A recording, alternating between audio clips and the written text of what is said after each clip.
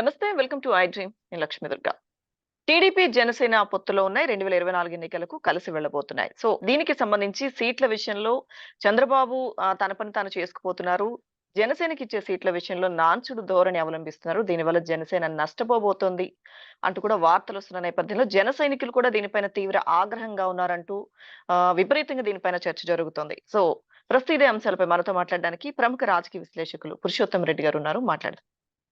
Sir నమస్తే sir. నమస్తే రశ్మి గారు. సార్ పురుషోత్తం రెడ్డి గారు, అంటే గతంలో మనం చాలా సార్లు మాట్లాడుకున్నట్టుగా చాలా మంది విశ్లేషకులు, మీలాంటి విశ్లేషకులు చెప్పినట్టుగా చంద్రబాబు అంటే ఎవరితో పొత్తులో ఉన్నా గాని చివరి వరకు సీట్ల విషయం తేల్చరు. ఆహ్, అంతిమంగా ఏదైతే పొత్తులో ఉన్న పార్టీకి నష్టం చేకూరుతుంది అని చాలా సార్లు మాట్లాడిన సందర్భాలున్నాయి. సో, ఇప్పుడు ప్రస్తుత పరిస్థితులైతే అలానే ఉన్నట్టు జన సైనికులు తీవ్ర నిరుత్సాహంతో ఉన్నట్టు వార్తలొస్తున్నాయి సార్. ఏదైతే నాన్చుడు ధోరణి అవలంబిస్తున్నారో ఆయన సీట్ల విషయంలో తేల్చడం లేదు. సైలెంట్‌గా ఆయన పని ఆయన చేసుకుపోతున్నారు అన్నట్టుగా వార్తలొస్తుంది సార్. నిజంగా అటువంటి పరిస్థితులే ఉన్నాయంటారా? అలానే ఉంటే జనసేన పరిస్థితి ఏంటి సార్? అంటే జనసేన రాజకీయంగా పొత్తు పెట్టుకున్న రోజు నుంచి హ్మ్. ఈ రోజు వరకు ఆ పార్టీ ఏం చేస్తుందో ఆ పార్టీకి అర్థం కావట్లేదు. చంద్రబాబు గారు క్లియర్‌గా ఉన్నారు. చంద్రబాబు నాయుడు గారు ఎక్కడ రాజకీయంగా కరెక్టా తప్పా అది వేరే చర్చ. కానీ హ్మ్. యాస్ ఎ అలయన్స్ పార్ట్నర్‌గా ఆయన చాలా జాగ్రత్తగా ఆయన అడుగులు వేసుకొని పోతున్నాడు. ఇప్పుడు చాలా ఒత్తిడి ఉంది చంద్రబాబు గారి పైన. తెలుగుదేశం శ్రేణులు ఏమంటున్నారు? మా టికెట్ల విషయం తొందరగా తేలిస్తే మేము జనంలోకెళ్తాం గదా! హ్మ్. ఈ పవన్ కళ్యాణ్‌కి ఎన్నిస్తారో తేల్చేస్తే ఓ పని అయిపోతుందని అమాయకంగా తెలుగుదేశం కార్యకర్తలు కూడా అన్నారు. కాస్త జ్ఞానం ఉండే తెలుగుదేశం నాయకులు చంద్రబాబు గారు కరెక్ట్‌గా చేస్తున్నారనుకుంటున్నారు. ఈ రోజుకి ఈ రోజు చంద్రబాబు నాయుడు గారు ఎన్నికల్లో పొత్తుల విషయం తేల్చడు. హ్మ్. అంతర్గతంగా తెలుగుదేశం పార్టీ నాయకత్వానికి గైడ్‌లైన్స్ ఇస్తా ఉంటాడు. సిగ్నల్స్ ఇస్తా ఉంటాడు. మీ పని మీరు చేసుకోండి అని. ఎందుకు తేల్చడు? 2 సమస్యలున్నాయి చంద్రబాబు నాయుడు గారికి. ఈరోజు పవన్ కళ్యాణ్ గారికి ఒక 10 సీట్లో, 15 సీట్లో ఇచ్చేసాడనుకోండి. ఆ 10 సీట్ల పేర్లు కూడా చెప్పాలి కదా! చెప్తే 10, 15 ఇస్తే జన సైనికులు ఏం ఫీలింగ్‌లో ఉన్నారు? దాదాపు 50 ఇస్తాడు. ఉప ముఖ్యమంత్రి ఇస్తాడు. లేదా పార్ట్నరు ఇన్ని భ్రమల్లో ఉంటారు జనసేన అభిమానులు. కాబట్టి ఒక 10 సీట్లు, 15 సీట్లు ఇచ్చాడనుకోండి రివర్స్ అయిపోతుంది. వీళ్ళందరూ రివర్స్ అయిపోయి పవన్ కళ్యాణ్ మీద అసంతృప్తితో మళ్ళీ ఈడు రాజకీయాలు సర్దుకుంటాడు. కాబట్టి ఆ ఇబ్బంది ఉంది చంద్రబాబు నాయుడుకి. పోనీ ఒక 30 అనౌన్స్ చేద్దాం అనుకుంటే తెలుగుదేశం పార్టీ నుంచి వెళ్ళిపోతారు. ఈ 30 సీట్లు అంటే 30 సీట్లు ఆశించే వాళ్ళు వెళ్ళిపోతారు కదా! ఇది నష్టం వస్తుంది. కాబట్టి 2 నష్టాలను నివారించాలంటే ఎలక్షన్ డేట్ వచ్చేంత వరకు జనసేనకి ఎన్ని సీట్లు ఎక్కడిస్తారనేది తేల్చరు. హ్మ్. ఇది వ్యూహాత్మకంగా తెలుగుదేశం పార్టీ ఏస్తున్న అడుగులు. ఇప్పుడు పవన్ కళ్యాణ్ గారికొచ్చే సమస్య ఏంటి? 2 సమస్యలున్నాయి. ఇప్పుడు హ్మ్. పవన్ కళ్యాణ్ గారు తేల్చు అంటే తేల్చడు. చంద్రబాబు నాయుడు అంత త్వరగా తేల్చడు. పెద్ద పెద్ద కమ్యూనిస్ట్ పార్టీలే మక్కి మక్కి బట్టిన పార్టీలే ఇబ్బంది పడ్డాయి. అంత త్వరగా తేల్చరు. ఆ మాటకొస్తే కాంగ్రెస్ పార్టీ కూడా తేల్చదు. మిత్రపక్షాల పొత్తుల విషయంలో. తేల్చక తేల్చకపోవడం వల్ల పవన్ కళ్యాణ్ గారు సైలెంట్‌గా ఇంట్లో కూర్చున్నాడనుకోండి. ఏమవుతుంది? ఈయన ఏమన్నా చంద్రబాబుతో కమిట్ అయిపోయి పార్టీని వదిలేసాడా అని ఇంట్లోనే సమస్యొస్తుంది. అలాగని వీధిలోకి రావాలంటే ఏం చేయాలి? నేరుగా జగన్మోహన్ రెడ్డి గారిని అటాక్ చేయాలి. ఇప్పుడు పవన్ కళ్యాణ్ గారిని చంద్రబాబు గారు ఎట్లా వాడుతున్నాడు? చంద్రబాబు నాయుడు తీవ్రమైన వ్యాఖ్యలు పవన్ కళ్యాణ్‌తో చేయిచ్చేస్తున్నాడు. అంటే పవన్ కళ్యాణ్‌ని అభిమానించే వాళ్ళు 100 106 జగన్‌కి శత్రువులు చేసేస్తున్నాడు. హ్మ్. శత్రువులు చేసేసిన తర్వాత ఇంకా పవన్ కళ్యాణ్ గారు ఒంటరిగా పోటీ చేసినా కూడా పవన్ కళ్యాణ్‌కి గాకుండా చంద్రబాబు నాయుడుకి ఓట్లేసే వరకు తెస్తాడు. ఎందుకంటే ఈ పాయింట్ ఎందుకంటే పవన్ కళ్యాణ్ గారి దగ్గర ఇంకొక రాంగ్ స్టేట్మెంట్ ఇస్తున్నాడు. అదేంటంటే మనం ఇండివిడ్యుయల్‌గా గెలవము. ఇది పెద్ద రాంగ్ స్టెప్ పవన్ కళ్యాణ్ గారిది. మనం జగన్మోహన్ రెడ్డిని ఒక శత్రువుగా చూపిస్తున్నాడు పవన్ హ్మ్. కళ్యాణ్ గారు. రెండో వైపు ఏం చేస్తున్నాడు? మనం ఇండివిడ్యుయల్‌గా గెలవని ఏస్తున్నాడు. సర్టిఫికేట్ ఇచ్చేస్తున్నాడు ఆయనే. ఈ 2 స్టేట్మెంట్‌లు ఏమవుతాయంటే జనసేనాన్ని ప్రేమించే వాళ్ళు ఫస్ట్ జగన్ ఓడిపోవాలని కోరుకుంటారు. రెండోది మనం ఎట్టా గెలవని మన అధినేత చెప్పేసినాడు కదా! కాబట్టి జగన్‌ని ఓడించాలంటే ఇప్పుడు ఎవరు గెలిపిస్తారు? మనం ఓడించలేం. చంద్రబాబు నాయుడే కదా రాజకీయ ప్రత్యర్థి. తిట్టుకుంటా కూడా చంద్రబాబు కొట్టేయాలి. ఇప్పుడు పవన్‌ని అభిమానించే వాళ్ళు తిట్టుకుంటా కూడా రేపు రేపు తిట్టుకోవడం ఏ పరిస్థితి ఎందుకొస్తుంది? జనసేనకి గౌరవప్రదమైన సీట్లు ఇయకపోతే అప్పుడు జనసేన అభిమానులు ఎవరిని తిట్టుకుంటారు? ఖచ్చితంగా చంద్రబాబు నాయుడుని తిట్టుకుంటారు. మాకు మోసం హ్మ్. చేశాడని. కానీ ఒక హ్మ్. బాధ ఉంది కదా! జగన్ మా శత్రువు. మేము ఓడించలేం.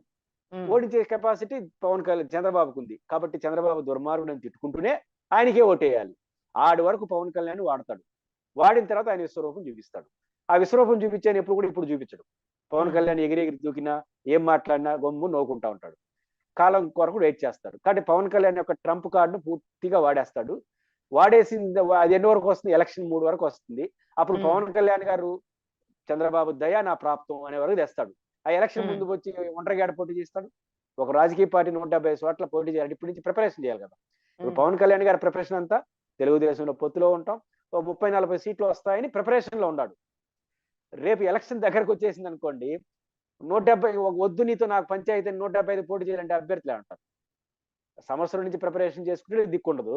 అలాంటిది 3 వారం ముందు ఏం చేస్తాడు? అనివార్యంగా చంద్రబాబు ఏం చెప్తే అది నాల్సిన పరిస్థితి వస్తుంది. కాబట్టి ఉమ్, చంద్రబాబు గారిది ధృతరాష్ట్ర కౌగులి రాజకీయాలలో. కానీ ఆ ధృతరాష్ట్ర కౌగులి ఆయనకు అర్థం కావట్లేదు. రాజకీయాల ధృతరాష్ట్ర కౌగులి అంటే ప్రేమిస్తున్నాడంటేనే మిత్రపక్షాన్ని ఫస్ట్ మింగేస్తాయి. పెద్ద పార్టీలు చిన్న పార్టీలు ఫస్ట్ వాళ్ళని మింగేస్తారు, ప్రతిపక్షాన్ని కాదు. కాబట్టి ఆ ఉమ్, మింగేస్తారన్న విషయం స్పృహలో లేకుండా పోయి ఆయనతో కలిపాడు. ఇండివిజువల్ గా ఉండి చంద్రబాబు నాయుడు గారితో అధికారికంగా ఇది నా సీట్లు, ఇది నా వాటా అని తేలేంత వరకు డైరెక్ట్ గా తెలుగుదేశం పార్టీతో అసోసియేషన్ కాకుండా ఉంటే పవన్ కళ్యాణ్ ఈ రోజు కూడా హీరో, ఖచ్చితంగా హీరోనే. 6% 7% ఓట్లు ఉన్నాయి. ఇది తేలకుండా అన్కండిషనల్ గా చంద్రబాబుతో పొత్తు పెట్టుకోవడం వల్ల ఆయన ఈ సమస్యలు ఎత్తుక్కుంటున్నాడు. ఆ రోజు ఆయనకు అర్థం కాల, అర్థమైనాటికి ఆ పరిస్థితులు ఆయన చేతిలో ఉండవు. ఇది ఇప్పుడు పవన్ కళ్యాణ్ అభిమానులు ఎంత ఏడిస్తే మాత్రం లాభమే ఉంది, ఏమీ చేయలేని పరిస్థితి. అంటే పవన్ కళ్యాణ్ గారు వేసిన రాజకీయ ఎత్తు కూడా ఆయన బూమ్రాంగ్ అవుతుంది. ఆయనకి అర్థం కాదు ఈ రోజు కూడా, అర్థమైన నాటికి ఆయన చేతిలో ఏముంది. ఇది ఆయన పరిస్థితి. ఇంకా ఆయన మీరు చెప్పే పాయింట్లన్నీ వస్తాయి ఖచ్చితంగా. చంద్రబాబు నాయుడు గారు అది తేలేంత వరకు ఇవ్వడు కాబట్టి తెలుగుదేశం కార్యక్రమ నాయకులకి ఇప్పుడు మీకు గుర్తుందా, లోకేష్ గారు ఏమన్నాడు? 150 రెడీగా ఉన్నామన్నాడు. అంటే అర్థం ఏంటి? మేము మిత్రపక్షాలకు అన్నిటికీ 25 సీట్లు అని చెప్పేసినాడు. ఇప్పటికి 25, రేపెన్నో తెలియదు. అంటే లోకేష్ 150 చెప్పాడంటే చంద్రబాబు మనసులో ఏముందో అంటే వదిలేరు, పిల్లలు అటు వదిలేరు. 25 పైన లేదని వదిలేసినాడు లోకేష్ ద్వారా. 2 వదిలేశారు కదా, ముఖ్యమంత్రి లేదు, ఉప ముఖ్యమంత్రి ఆలోచన లేదు. 25 అనేది చెప్పేసినాడు. ఏందని 20 చుట్టూ ఆలోచించాలి. ఏమో రియాక్షన్ ఆడుంది పవన్ కళ్యాణ్ది? రియాక్షన్ లేనప్పుడు ఒక సర్దాడు. రేపు 15 ఇస్తారని గ్యారంటీ ఉంది, రేపు 10 ఇవ్వరని గ్యారంటీ ఉంది. కాబట్టి చంద్రబాబు గారు చాలా ప్లాన్డ్ గా వెళ్తున్నాడు. వాళ్ళ పార్టీ ఇంకో నెక్స్ట్ స్టెప్ ఫిబ్రవరి నుంచి ఏముంటుందంటే ఇన్ ద పార్టీలో ఆన్లైన్ మీటింగ్లు పెట్టి నువ్వు తిరుపతి పలానా చంద్రగిరి పలానా చెప్పేస్తాడు, మీరు ఏర్పాట్లు చేసుకోండి అని చెప్తాడు. అనౌన్స్మెంట్ తర్వాత చేస్తాడు. కాబట్టి ఇది వ్యూహాత్మకంగా చంద్రబాబు ఆ వ్యూహంలో పవన్ కళ్యాణ్ ఇరుక్కున్నాడు. సార్, మిగతా సీట్లు అభ్యర్థుల విషయం అంటే కొద్దిసేపు పక్కన పెడితే అధినేత అంటే జనసేన అధినేత పవన్ కళ్యాణ్ అలాగే కీలకంగా ఉన్న నాదెండ్ల మనోహర్ సీట్లకు సంబంధించి కూడా పూర్తి స్థాయిలో ఇప్పటి వరకు స్పష్టత రాలేదు.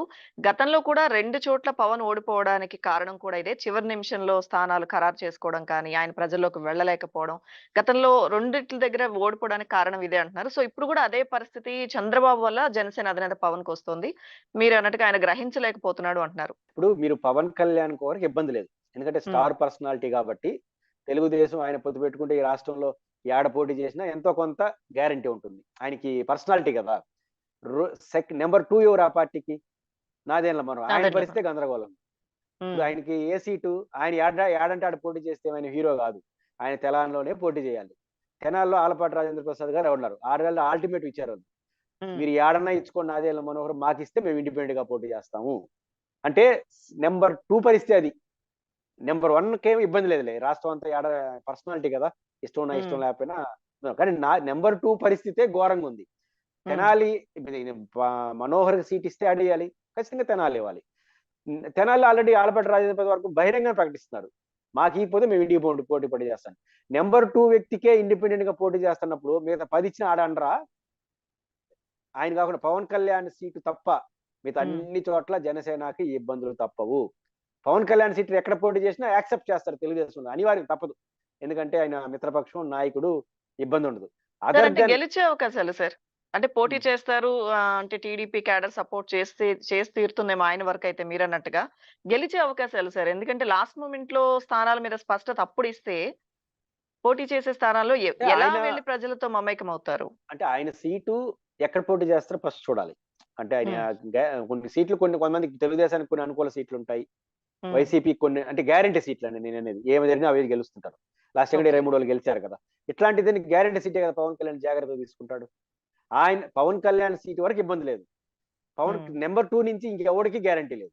ఇప్పుడు పవన్ కళ్యాణ్ గారి పరిస్థితి నెంబర్ 1 గ్యారంటీ గెలిపోవడం పక్కన పెడితే, నెంబర్ 2 నుంచి జనసేనకి ఏ గ్యారంటీ లేదు. కాబట్టి ఆ గ్యారంటీ లేని వాళ్ళు ఇప్పుడు ఆందోళన చేస్తారు. ఇప్పుడు కానీ వాళ్ళకి కానీ మీరు అన్నట్టు లాస్ట్ మినిట్ చేరిస్తే ఆ ఇబ్బందులు ఎదుర్కొంటారు. Pawan Kalyan as number 1 person కి తప్ప ఇంకెవరికి గ్యారంటీ లేని పరిస్థితి అయితే వాళ్ళ రాజకీయ వ్యూహం వల్ల వస్తుంది.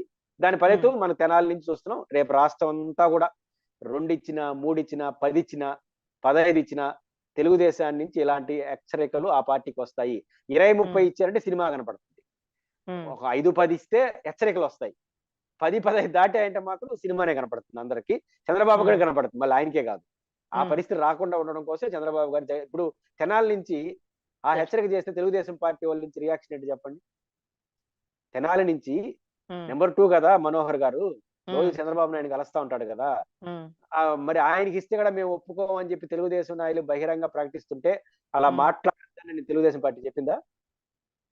చెప్పలా. అంటే ప్రతి చోట దాన్ని ఎంకరేజ్ చేస్తారు. మళ్ళీ పవన్ కళ్యాణ్ అనుకోండి సమ్మగా చెప్తారు. చాలా ఇబ్బందిగా ఉంది పవన్ కళ్యాణ్ గారు. చూస్తున్నాం కదా తెనాలిలో ఇటుంది. ఆయనతోనే చెప్పిస్తారు. అప్పుడు చదువుకోండి సార్ 15 వద్దు 10 అని అంటారు. మళ్ళీ 10లో కూడా మళ్ళీ గొడవ చేస్తారు. మళ్ళీ చాలా ఇబ్బందిగా ఉంది సార్ అని కింద వాళ్ళతో చెప్పిస్తారు. మళ్ళీ పైన ఆయన మాట్లాడతారు. కాబట్టి ఈ సినిమా అనేది రెగ్యులర్ గా పవన్ కళ్యాణ్ గారికి రియల్ సినిమా తీసిన అలవాటు ఉంది. పొలిటికల్ సినిమా ఎప్పుడు చూడాలి ఆయన. ఈ రేపు చూపిస్తాడు చంద్రబాబు నాయుడు. ఆ పొలిటికల్ సినిమా ఆయన తట్టుకోలేడు. సో అంటే ఇప్పటికీ క్యాడర్ లో అయోమయం ఉన్నా కానీ అధినేత తెలుసుకోలేకపోతున్నారంటారు. పవన్ కళ్యాణ్ గారు తెలుసుకున్నాడు అండ్ అడ్జస్ట్ అయిపోయినట్టున్నాడు. ఏం అడ్జస్ట్ అయ్యాడో నాకు తెలియదు కానీ తెలుసుకోకుండా ఎందుకు ఉంటుంది? నెంబర్ 2ని మేము ఒప్పుకోమంటా ఉన్నాడు. తెలుగుదేశం వాళ్ళు స్పందించలేదంటే పోయి రేపు మళ్ళీ కూడా మనం కలిసినట్టున్నారు ఇద్దరు కలిసి. మనోహర్ గారు పవన్ కళ్యాణ్ ఇద్దరు కలిసినారు కదా. కలిసినప్పుడు చెప్పాలి కదా, నేను నా సీటు కూడా ఇట్లా బెదిరిస్తే ఎట్టండి, ఇంకేం అర్థం ఉంటుందని ఎందుకు చెప్పలే వాళ్ళు? చెప్పుంటే చంద్రబాబు గారు హెచ్చరించున్నాడా? వాళ్ళ అడ్జస్ట్మెంట్ ఏంటో నాకు తెలియదు. అంటే ఏరే అడ్జస్ట్మెంట్ ఉంటే నేను చెప్పలేను కానీ పవన్ కళ్యాణ్కి అర్థం అవుతా ఉంది. ఆయనకి ఎన్నికల నాటికి సినిమా క్లియర్ గా అర్థం అవుతుంది. క్లియర్ పిక్చర్ వస్తుంది అంటారు అప్పుడు. Right sir, thank you sir. Purushottam Reddy గారు, థ్యాంక్ యూ సో మచ్.